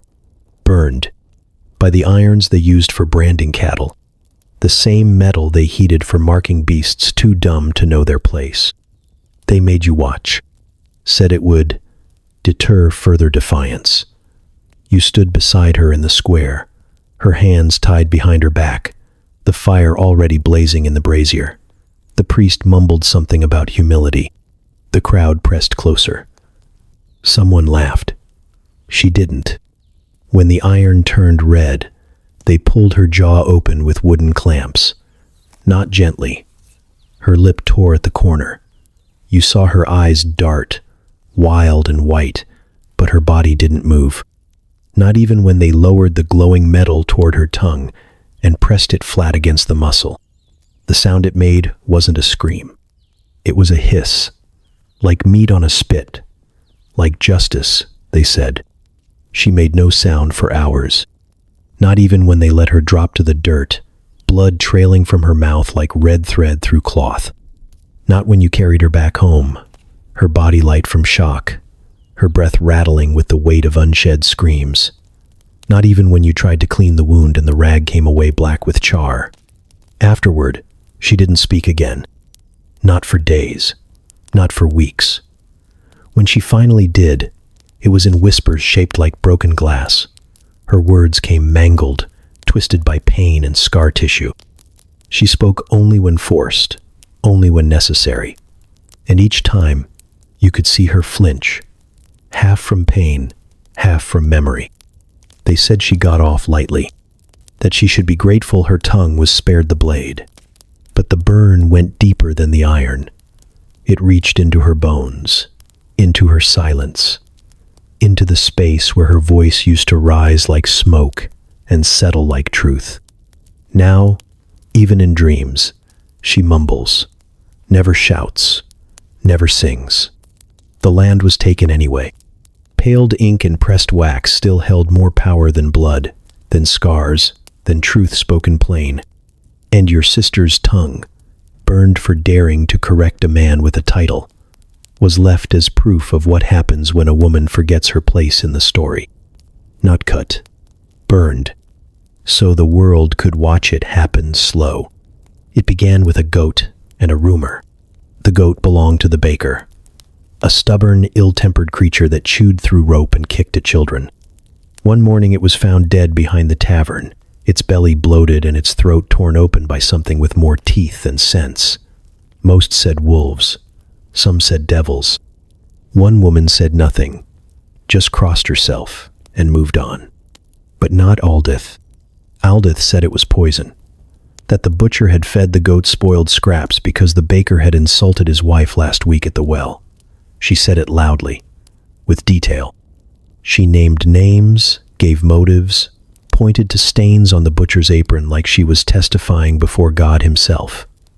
She even joked that the goat had died smarter than half the men in the village.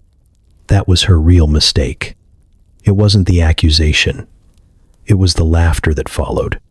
By nightfall, the butcher had gone to the constable, who went to the judge, who was already several cups into his wine, and didn't much care about goats or gossips. Still, he liked the sound of his own judgment, and Aldith had mocked men before. She'd said the priest snored in sermons and the miller's boy had soft hands. She'd once asked if it was legal for a man to beat his wife in front of the altar. They called her forward the next morning. No charges read, no defense allowed. Just the word gossip spoken like a curse, and a sentence handed down like a performance. The judge slurred it out between sips of cider. Let the goat speak truth, since her tongue lies. That made no sense to anyone, but it didn't need to. He was laughing. The constable was laughing. Someone clapped. And before Aldith could ask what the punishment even meant, the butcher stepped forward with a burlap sack and something wet inside. They made her kneel. They pulled the goat's entrails from the sack, coiled and slick, still smelling of death, and wrapped them around her shoulders like a shawl, one strand across her chest, another looped around her neck. The intestines stuck to her skin, slid down her arms, clung to her dress. She gagged. Someone in the crowd did too. Then the priest arrived with a scrap of parchment, a confession, already written, already signed, by someone pretending to be her. It said she'd lied, that she'd killed the goat herself, that she'd spread falsehoods about good men in the village and asked the devil to curse the baker's house. They tied it to her wrist with twine, as if her silence now confirmed its truth. They paraded her through the streets like that, with rot draped across her and flies orbiting her face. Children followed, laughing and throwing stones. A boy mimicked her walk. A girl whispered, "That's what happens when you speak too much." The judge sat in the tavern window, sipping from a new mug, his boots on the sill. By the end, Aldith couldn't stand. They left her slumped against the chapel wall, the goat's guts steaming in the sun, the confession flapping in the wind.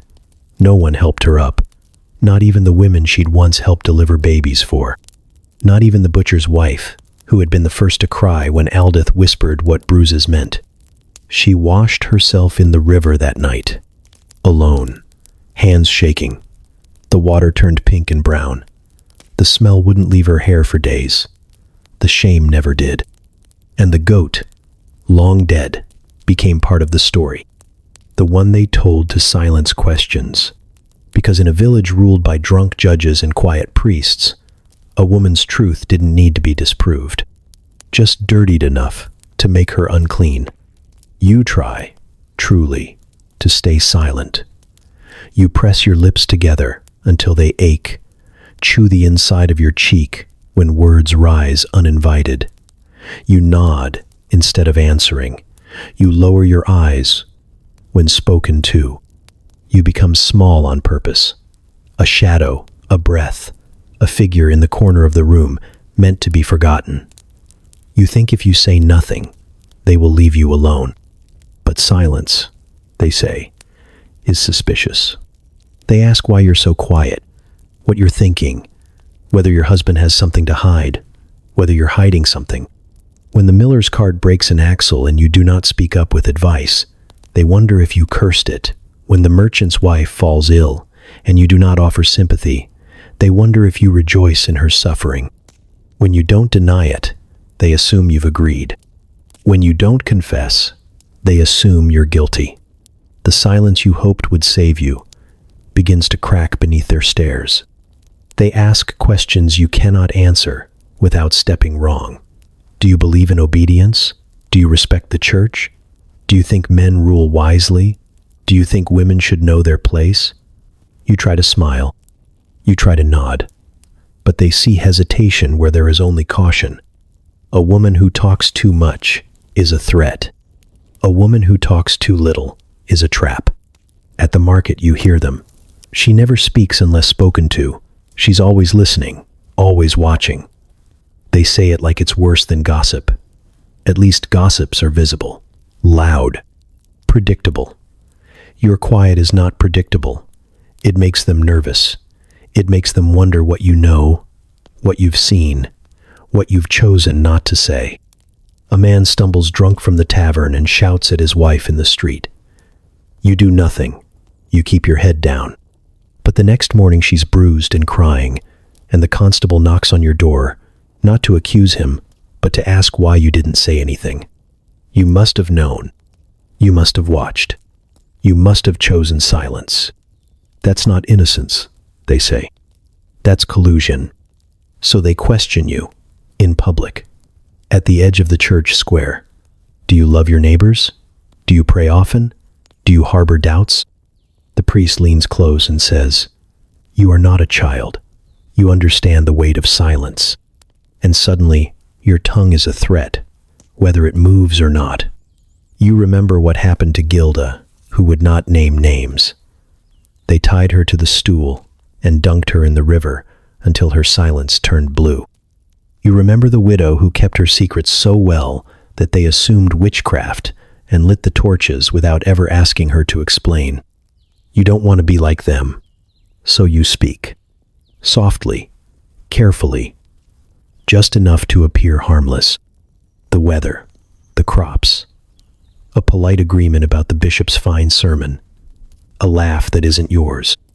Words you do not believe in, spoken like rosary beads. Out of order, but with enough rhythm to pass. Still, they watch. Still, they wonder if you're saying enough, if you're too rehearsed, too slow to respond, too quick to agree. Your silence is no longer silence. It's performance. It's survival wrapped in restraint. And every word you do say is a shield that's one breath away from cracking. You try to stay silent, but even silence is loud in a world trained to hear danger in every woman's breath. It was always quietest during the sermons, not because the words were holy, but because the silence was expected, required, enforced. Women sat with their hands folded and their mouths closed, skirts pressed flat across their knees like folded wings. They were taught early, the less you speak in God's house, the more righteous you appear. But some couldn't help it. A cough at the wrong moment, a murmur of disbelief, a question. And questions were the most dangerous. The first time it happened, it was a whisper. A woman named Hilda, sitting 3 rows from the front, leaned toward her neighbor during the priest's reading. She didn't raise her voice. She didn't interrupt. She only asked why the scripture said women must cover their heads, when no such rule applied to the men who spat and swore outside the chapel steps. The priest paused, just briefly. His voice faltered, but he said nothing then. The punishment came the next week. A cloth strap, rough and damp, was tied around Hilda's head and pulled tight across her mouth. Not in private, not in a dark room, but there, in the church pew, before the first bell. A deacon fastened it with practiced hands, and the priest nodded without looking her in the eyes. No words were spoken. That was the point. She sat like that through the entire service, gagged, weeping, shaking. No one helped her, not even the women beside her. They stared straight ahead, lips trembling with prayers they dared not forget. It was made clear, this was not a punishment for her question. It was a lesson for theirs. And it worked. After that, silence bloomed like mold between the stones. Women stopped murmuring to one another. They stopped asking if the wine cups were truly needed. They stopped wondering aloud what happened to the tithe money. They bent their heads lower, clasped their hands harder, spoke only with their eyes, and even that became risky. The priest began watching more closely. He preached with a smile, but his gaze flicked through the congregation like a knife, looking for mouths that moved too much, looking for lips that curled at the edges in private skepticism. It didn't take much. A sigh, a raised brow, a hand that lingered too long in protest, and the gag would return, sometimes before the service began, sometimes in the middle, sometimes just as communion reached the women's row. It was not always cloth. Sometimes it was a wooden bit, carved for livestock but fitted to the shape of a mouth trained to swallow the truth. Sometimes it was a woven basket, upturned over the head, with only slits for the eyes and enough space to hear the litany of shame whispered around you. Once, it was thorns. A young girl, 14 maybe, said she didn't believe the priest's parable about Lot's wife, said turning around didn't sound like sin, said maybe obedience wasn't always holy. Her father slapped her in front of the hearth, but that wasn't enough. On Sunday, they made her kneel at the altar with a wreath of thorns pressed against her mouth, blood and silence blooming together across her lips. They called it correction. They called it devotion. They called it love. But you knew better. You watched it happen, over and over, until you no longer looked to the altar for comfort. You watched until the pews became cages, and the sermons became warnings, and the sacred was just another word for swallow it or bleed. And you learned. In the house of God, the only holy mouth is a closed one.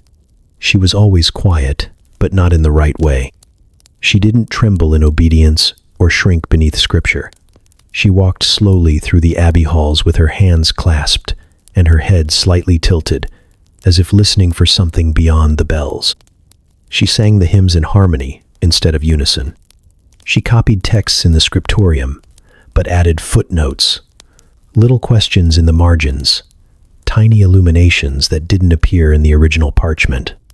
The abbess warned her once, then twice, then called her into the chapel and told her that curiosity in a woman was a temptation disguised as virtue. She nodded, as expected, but that night she wrote again, not scripture this time, not prayer, her own thoughts, reflections on suffering, pages and pages about the blood of Christ, not as redemption, but as metaphor, about silence, not as holiness, but as performance. She signed them only with an initial, tucked them beneath the floorboards of her cell, and prayed, not for forgiveness, for truth. It didn't take long before one of the novices found her writing. Maybe it was by accident, maybe not. Maybe the ink smudges on her fingers were too frequent, or maybe someone had heard her humming something unfamiliar under her breath, a hymn she'd written herself, a dangerous thing, a woman making music. The papers were given to the abbess. The abbess didn't read them.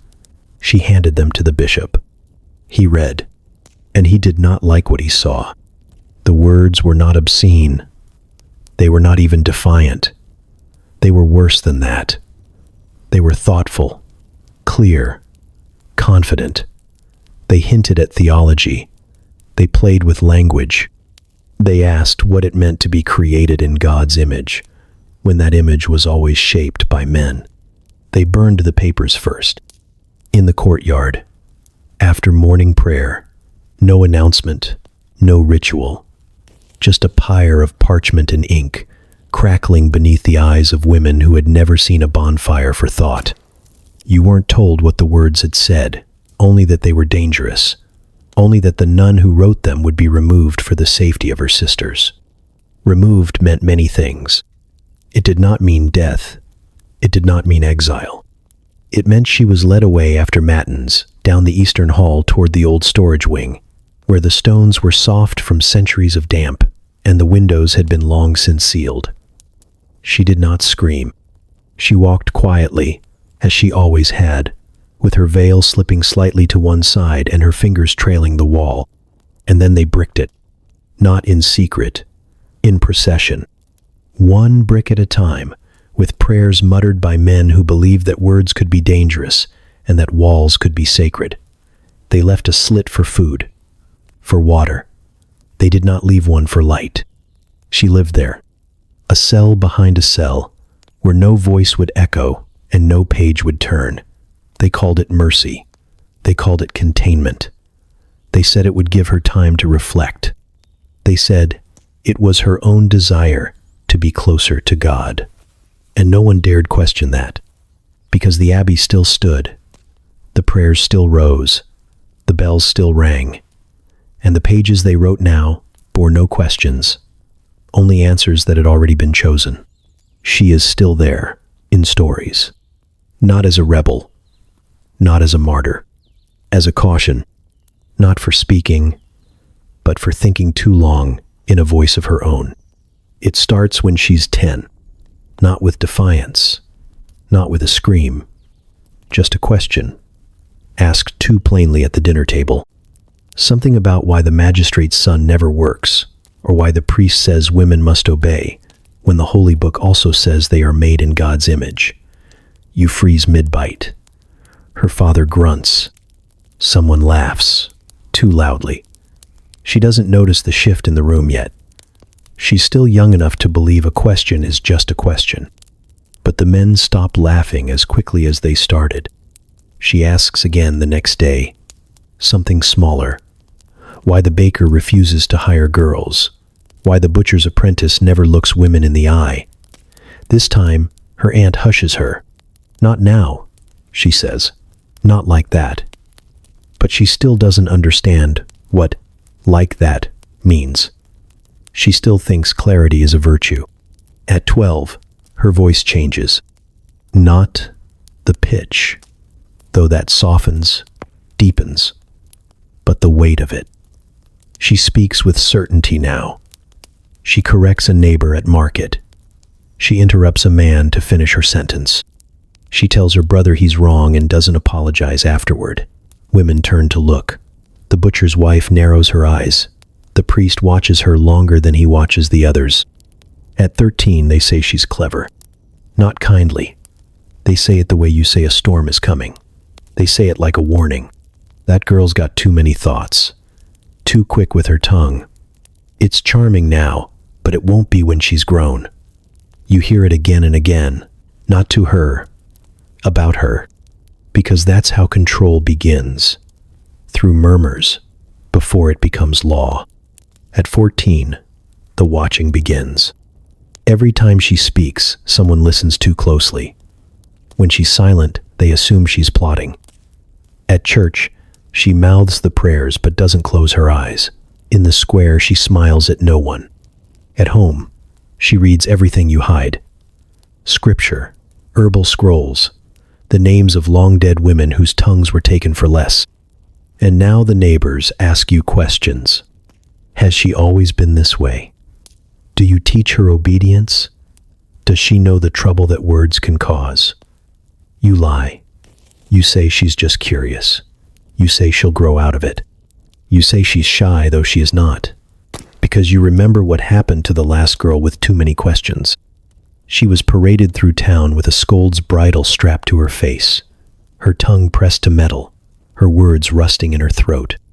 Your daughter learns to nod, to say, "Yes, sir," and "Thank you," and "That's true," even when it isn't. She does not mean it. You can tell by the tight line of her jaw, but she learns, because she has to. Because the watchers are circling now, like dogs waiting for the first slip. And it's coming. You see it when she watches the priest's mouth move and blinks slowly, once. You see it when the constable's son tries to touch her wrist and she doesn't flinch, but stares. You see it in the way she reads. The words they say are forbidden, then memorizes them in silence. Your daughter has opinions now, and the world has already decided she must be punished for them. Not yet, but soon. She doesn't die, not exactly. There's no bell rung in her name, no burial cloth, no vigil held in the cold chapel light. She walks the same dirt roads as before, buys onions with trembling fingers, feeds chickens with her mouth half open, always drooling.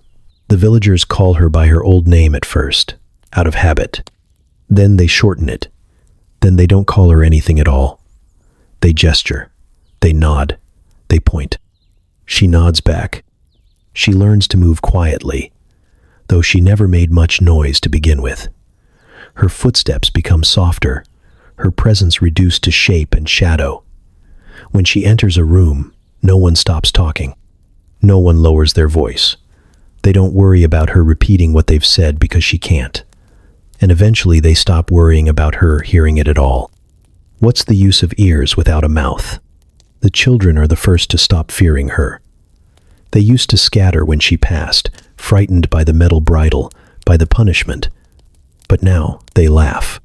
One throws a pebble at her back when she stoops to pick up kindling. Another mimics her limp. When she turns to look, they freeze, then run. Not because they think she's angry, because it's a game. To them, she's not a woman. She's a relic, a story, a lesson. She spends her days in silence, not by choice. Her tongue, what's left of it, rests heavily in her mouth, like wet cloth. It has no strength. She can swallow, barely. She cannot hum. She cannot whisper.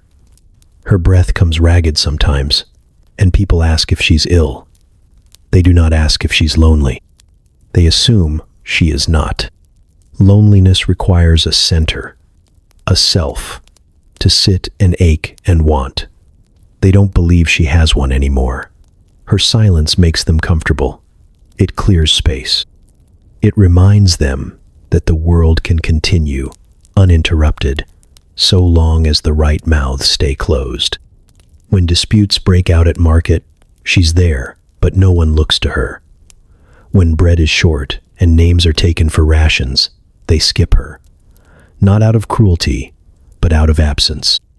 Her name does not appear on the list, not because she's banned, because she's forgotten. You'd think that would be the worst part, the forgetting, but it's not.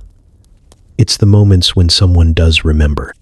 When the baker's wife winces at the sight of her scar and says, too loudly, she brought it on herself. When the priest pauses mid-sermon, glances toward the back pew, and adds, we must all be careful with our tongues. When a girl you once held as a baby flinches as you pass, as though you might spit blood or spells instead of breath. You live in pieces now. You used to be a sister, a neighbor, a midwife. Now you are the one who said too much, the one who paid, the one who stayed. Because no one killed you.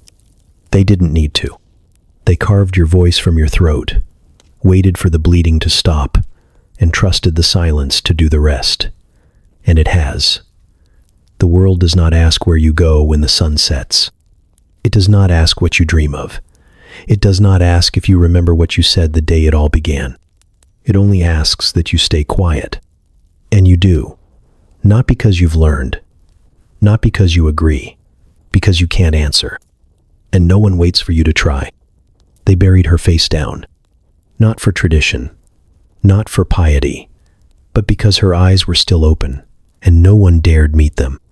The iron bridle had rusted against her jaw, jawbone warped beneath it, lips long since torn open by the weight of the spike. They didn't remove it. The priest said it was fitting.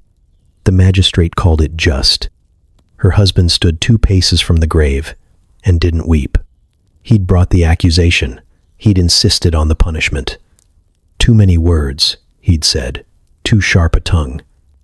She'd interrupted him during supper once, questioned him in front of his brothers, called him a coward when he struck their son for spilling wine.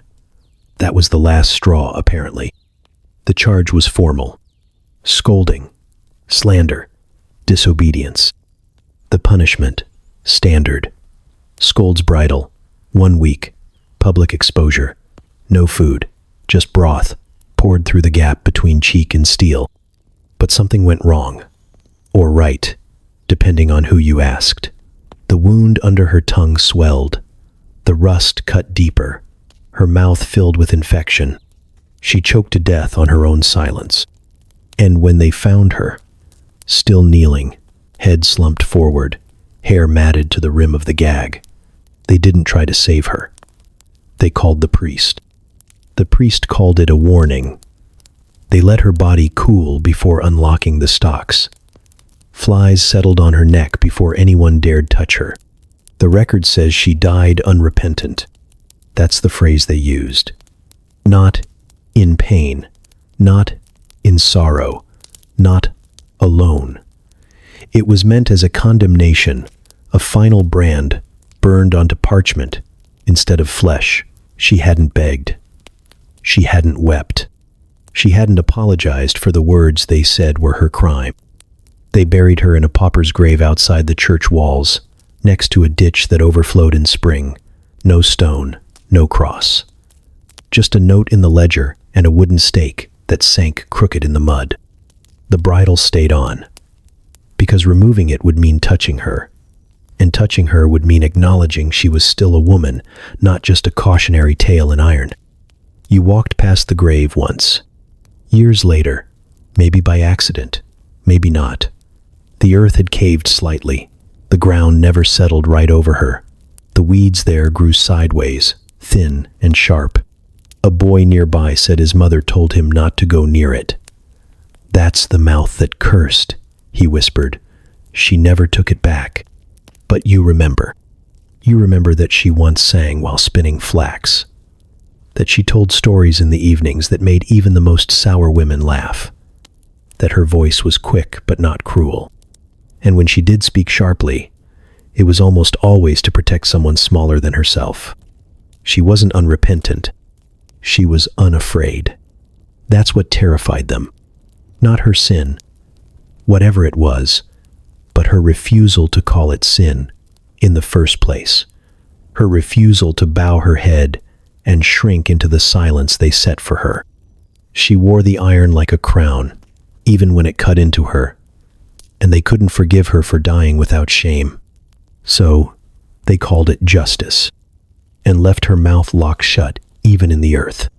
It never really stops, you know. Even after the woman is gone, even after the bridle rusts into the dirt, and the record fades to brown in the parish book, the words remain. Quieter, yes. Slower, but never dead. Gossip is not a voice. It's a pulse. It beats under doors and seeps through cracks. It grows in silences, in glances, in the way people cross themselves when no one is looking. It moves like mold under thatch. You can't scrub it out. They tell the stories differently now. They soften the edges. She was headstrong, they say, too clever by half, had a temper, didn't know when to hush. They don't mention the spike. They skip over the screaming. They forget the day she was marched through the square, gagged and red-eyed, children pointing, men smirking like the whole thing was theater. But everyone still remembers. And so they keep talking, not always cruelly. Sometimes there's sympathy in the telling. She meant well. She had a hard life. It wasn't right what they did, but that's just another layer of dust. A new way to control the story. If they make her tragic, they don't have to make her right. If they make her sad, they don't have to make her brave. No one ever says, she was correct. Not out loud. The girls remember in fragments. They pass down warnings, not wisdom. Don't speak too soon. Don't speak too loud.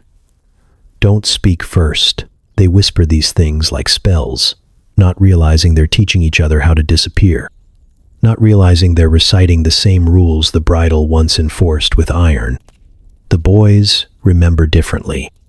They remember the laughter, the jeering, the spectacle. Some say they were too young to understand. Others claim they don't remember at all, but that's a lie. No one forgets the first time they saw power drawn in blood and metal. No one forgets the silence that followed, especially not the silence.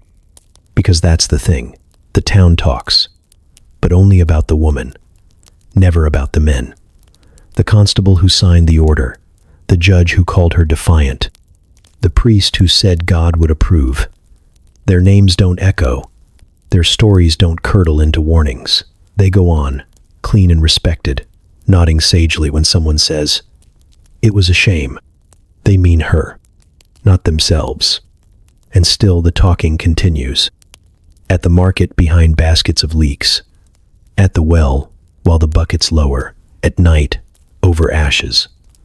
Remember the one who wouldn't be quiet? Remember what they did? They never say her name. They don't have to. It lingers in the air, like wood smoke. Familiar, heavy, a reminder that words never die. They rot, they sink, they settle in the walls like old breath. You hear them talk, and you wonder what they'll say when you're gone. Not if, when.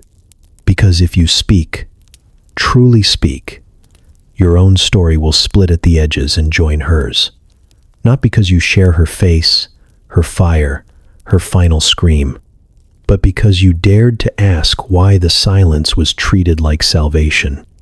And so the town talks, and talks, and talks, and waits for someone else to forget what happened the last time a woman wouldn't.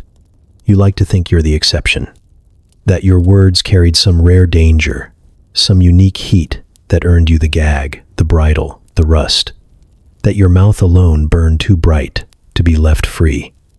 But the truth is colder than that. You were never rare. You were never alone. Across villages and valleys, cities and coasts, there were others. Thousands of women with voices that cut too clean, asked too much, laughed too hard, whispered too close to the truth. Their names are gone, mostly. Their stories, reduced to scribbles in brittle court records or entries in ledgers, written by men who never learned how to spell the word mercy. Some were accused of slander, others witchcraft. Many were never told what they did wrong, just that they had done it loudly, that their tongues moved in ways that threatened order, that their words, once spoken, could not be put back. In France, a girl barely 14 was locked in stocks after calling her landlord a liar. She'd seen him cheat the tithes and said so. The priest called it insolence. Her father was fined. She was paraded through the square with her hair cut off, mouth stuffed with a rag soaked in vinegar. Her name was Margot, or maybe Marie. It doesn't matter now. Her record reads, chastised, refractory, unrepentant.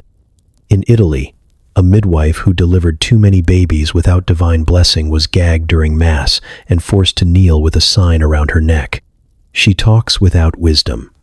She wasn't allowed to return to the chapel until she'd confessed that her tongue had outpaced her soul. In Scotland, a woman named Elspeth was made to wear the branks. Iron cage, tongue spike, locked jaw. Her crime, saying that the magistrate's wife had taken another lover, which was true.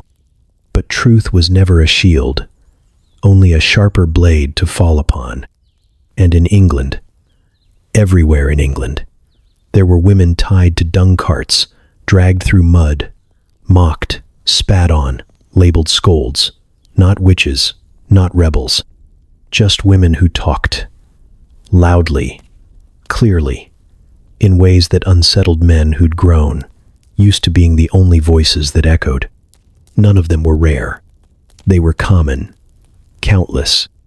They filled the court rolls, the death registers, the forgotten lines between sermons. They wrote nothing, not because they couldn't, but because no one saved what they wrote. Their stories survived only where their punishments did.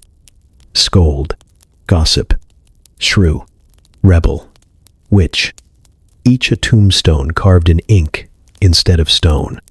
You feel that weight now, not just your own silence, but the echo of theirs. You carry it in your spine, in the shape of your words when you bite them down. You've seen the signs your whole life.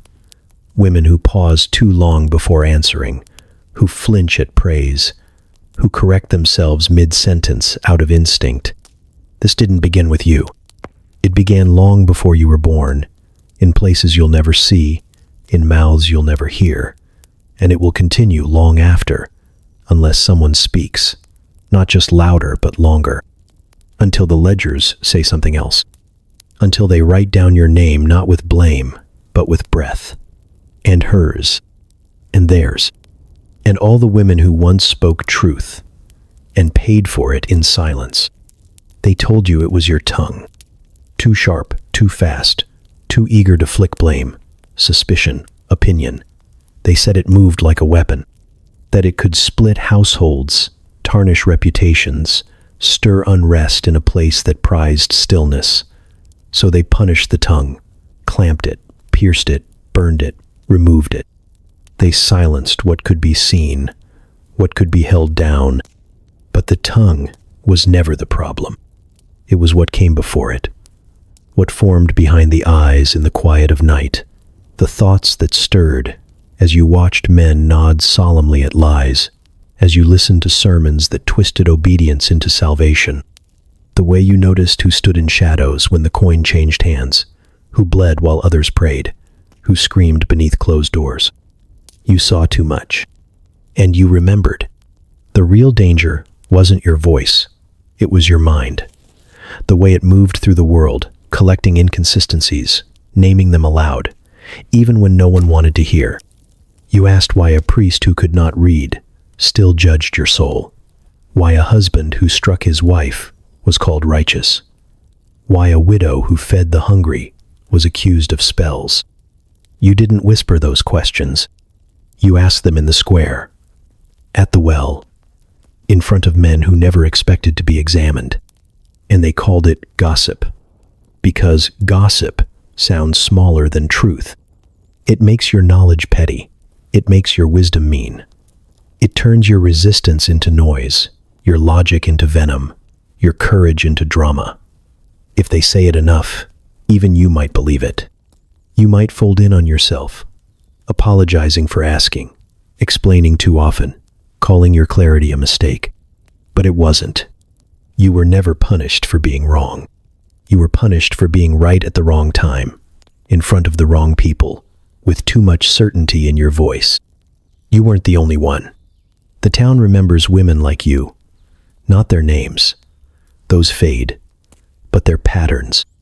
The way they walked, the way they paused before responding, the way their eyes searched every corner of a room before speaking. They recall how quickly silence descended after one of them asked too many questions. No one ever says it out loud, but they know. When a woman speaks what she's seen, the ground begins to shift. So, they made a ritual out of suppression.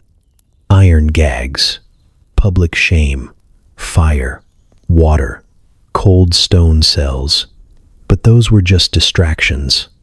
They weren't after your mouth. They were after the refusal to accept the world as it was handed to you. They were trying to scrape out what lived behind your eyes.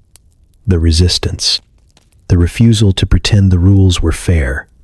The instinct to compare what you were told with what you could see. The boldness to say, "That's not right."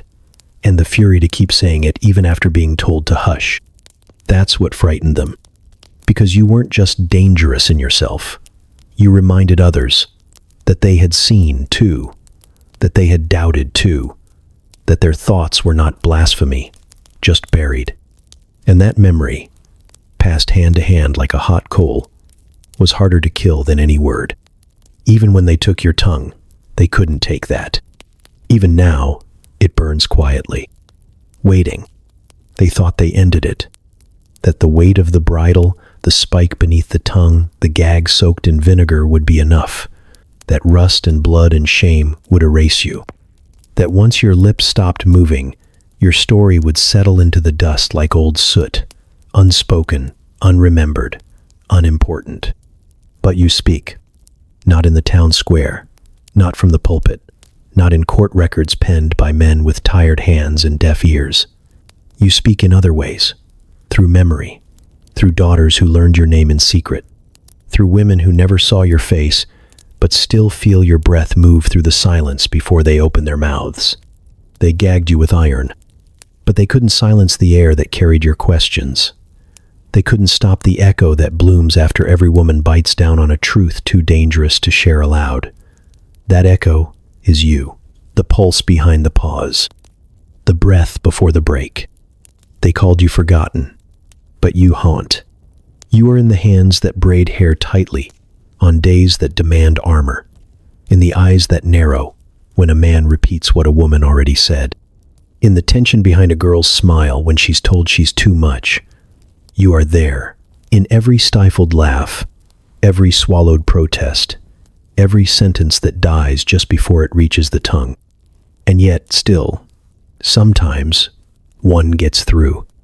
A sentence, a song, a story told in a kitchen or at a graveside, spoken just loud enough to carry. A joke that pierces the skin of power, a truth whispered behind a hand.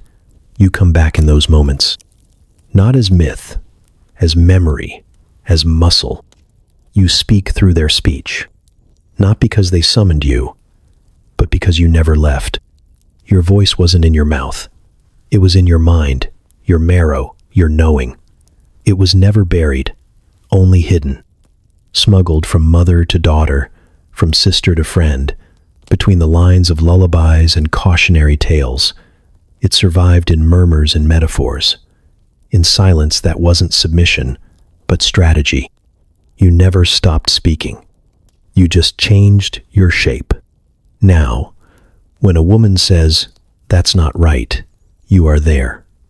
When she says, "I remember what they did," you are there. When she says nothing at all, but stands, steady, unflinching, you are there. They thought they could kill the voice by killing the sound, but the voice was never made of breath. It was forged in bone.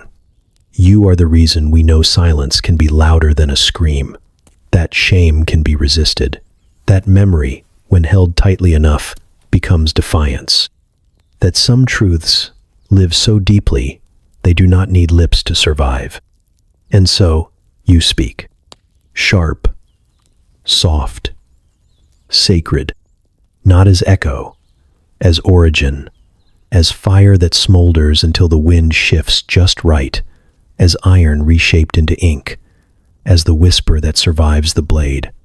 You speak, and this time, they hear you.